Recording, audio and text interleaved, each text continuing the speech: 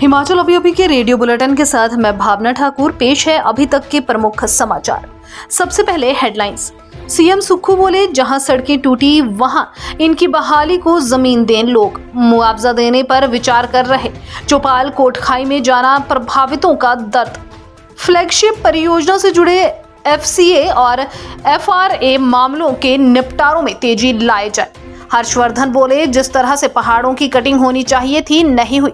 बारिश ने धो दिए उद्योग विभाग के 300 करोड़। हिमाचल के बागवान सड़कों पर उतरेंगे। लदानियों की मनमानी हड़ताल से परेशान। मंत्री बोले, कार्रवाई होगी। चिंतपूर्णी के दर्शन को ढीली करनी पड़ेगी जेब। वीवीआईपी को तय किया शुल्क। मंत्री विधायकों को छूट। चंडीगढ़ शिमला 4 लेन छोटे वाहनों को बहाल। हैवी व्हीकल की आवाजाही को करना होगा इंतजार। अब समाचार विस्तार से। सीएम सुखविंदर सिंह सुक्खू ने कहा कि हिमाचल सरकार पूरी ताकत के साथ सड़कों की बहाली में जुटी हुई है ताकि बागवानों के सेब को समय पर मंडियों को पहुंचाया जा सके। चौपाल में उन्होंने कहा कि कुछ एक क्षेत्रों में भारी बारिश, बाढ़ एवं लैंडस्लाइड से पूरी सड़कें ही बह गई हैं। ऐसे में कुछ लोग सड़क के लिए जमीन नहीं दे रहे। उन्होंने लोगों से अपील की कि सेब सीजन को देखते हुए जमीन दे दें। सीएम सुक्खू दोपहर बाद कोटखाई पहुंचे। कोटखाई के क्यारी में उन्होंने आपदा प्रभावित परिवारों से बात की। जुब्बल कोटखाई में भारी बारिश से बगीचों को सबसे ज्यादा नुकसान हुआ है।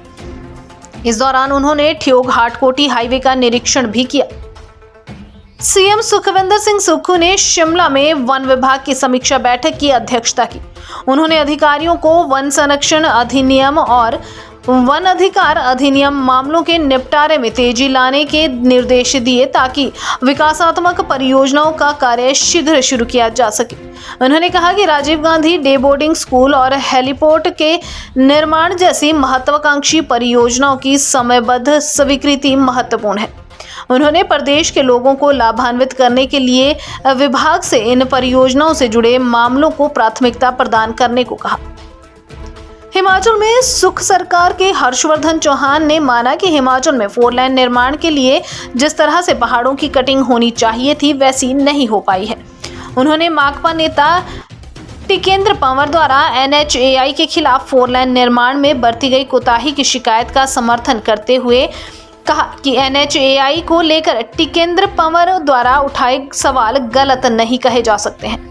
हर्षवर्धन ने कहा कि हिमाचल प्रदेश में मानसून की बरसात 8000 करोड़ का नुकसान हुआ है।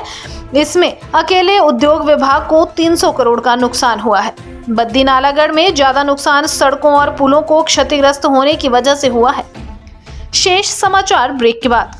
आपके स्वास्थ्य का प्रहरी श्री बालाजी हॉस्पिटल, कांगड़ा, हिमाचल। हिमाचल के सेब बागवान फिर से सड़कों पर उतरने की तैयारी कर रहे हैं क्योंकि सेब खरीदार आपदा में अवसर खोज रहे हैं। प्रदेश की अलग अलग मंडियों में बाहरी राज्यों से आए कुछ लदानी सेब की खरीद में आनाकानी कर रहे हैं। इनका विरोध 2 किलो की काट नहीं करने के सरकारी आदेशों को लेकर है। बागवानी मंत्री ने सभी आड़तियों और लदानियों को सरकारी आदेशों की अनुपालना करने की हिदायत दी है। उन्होंने कहा कि बागवानों का शोषण बर्दाश्त नहीं किया जाएगा। जो व्यक्ति कानून की उल्लंघन करेगा उसके खिलाफ कार्रवाई की जाएगी। हिमाचल प्रदेश में ऊना के मशहूर शक्तिपीठ चिंतपूर्णी में दर्शन के लिए वीवीआईपी को जेब अपनी ढीली करनी होगी। चिंतपूर्णी मंदिर ट्रस्ट ने इसके लिए सुगम दर्शन प्रणाली विकसित की है। इसके तहत वीवीआईपी को माता के दर्शन के लिए अलग पंक्ति में खड़ा किया जाएगा। इसके बाद वीवीआईपी श्रद्धालुओं से शुल्क लिया जाएगा। वीवीआईपी को 1100 रुपए की पर्ची काटनी होगी, जिसमें 5 श्रद्धालु माता के दरबार में हाजिरी भर सकेंगे। दूसरी कैटेगरी में 65 वर्ष से अधिक आयु के बुजुर्गों को एक अटेंडेंट के साथ 50 रुपए देने होंगे। तीसरी श्रेणी में दिव्यांगों को भी एक अटेंडेंट के साथ 50 रुपए देने होंगे। वहीं आम श्रद्धालु पहले की तरह मुफ्त में दर्शन कर सकेंगे। शिमला को चंडीगढ़ से जोड़ने वाला कालका शिमला 4 लेन सोलन के चक्की मोड़ के पास बहाल हो गया है। अभी इसे छोटे वाहनों के लिए खोला गया है। बसों और हैवी व्हीकल की आवाजाही के लिए अभी इंतजार करना होगा। चक्की मोड़ के पास पहाड़ी दरकने का अभी भी खतरा बरकरार है। इससे पहले भी दोपहर 12 बजे हाईवे को छोटे वाहनों के लिए खोला गया। तब लगभग 100 वाहन कालका शिमला हाईवे पर चक्की मोड़ से गुजर चुके थे, मगर 1 घंटे बाद चक्की मोड़ की फिर लैंडस्लाइड हो गया।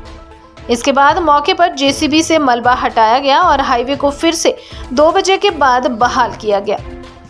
इसी के साथ समाचार समाप्त हुए। नमस्कार।